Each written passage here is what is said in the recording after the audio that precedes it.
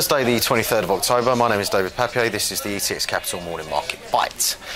US stocks erased earlier gains to close a lot lower on Wednesday as a shooting at the Canadian Parliament unnerved investors. Boeing and Biogen released their results and sold off, and energy stocks also fell with weak oil prices.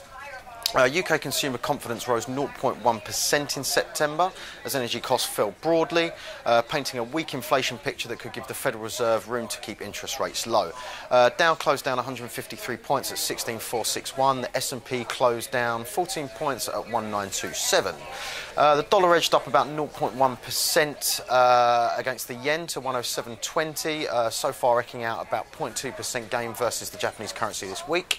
The euro stood little changed at 12645, within reach of a one-week low of 1.2637 hit overnight, and the pound was down 0.1% at 1.6044 after hitting a one-week trough of 1.6012 the previous session.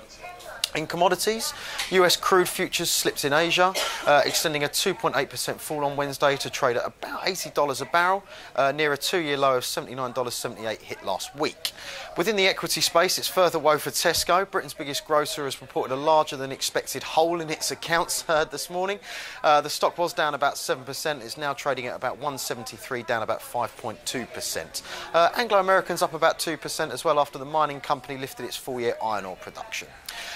Today we see the release of UK retail sales at 9:30 a.m. The figures are 2.8% versus 4% previous, and we also see at 1:30 the US jobless claims, where the figure is 282 expected versus 264 previous. Hopefully another indication that the global slowdown isn't as bad as first thought.